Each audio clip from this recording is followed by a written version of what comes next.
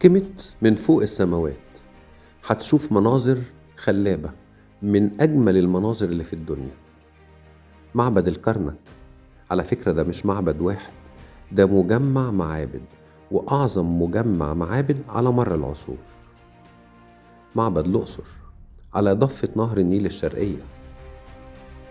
الرمسيوم، المعبد الجنازي لملك ملوك الدنيا الملك رمسيس الثاني في البر الغربي بالأقصر.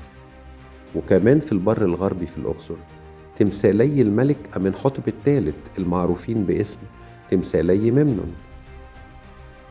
الدير البحري، وده المعبد الجنازي للملكة حتشبسوت اللي بناه لها سنموت. المجموعة الجنائزية للملك زوسر، ومعاها هرم زوسر المدرج في سقارة. هرم الملك حوني، هرم ميدوم في الفيوم. مدينة هابو، والمعبد الجنازي للملك رمسيس الثالث غرب الأقصر. الأوزيريون، ده قبر أوزيريس الرمزي في أبيدوس جنب معبد سيتي الأول. المسلة الناقصة في أسوان، ومحاجر الجرانيت في أسوان.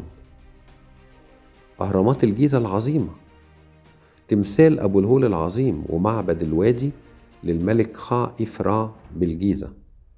والمعجزة الكبيرة معبد أبو سمبل، معبد الملك رمسيس الثاني في أبو سمبل.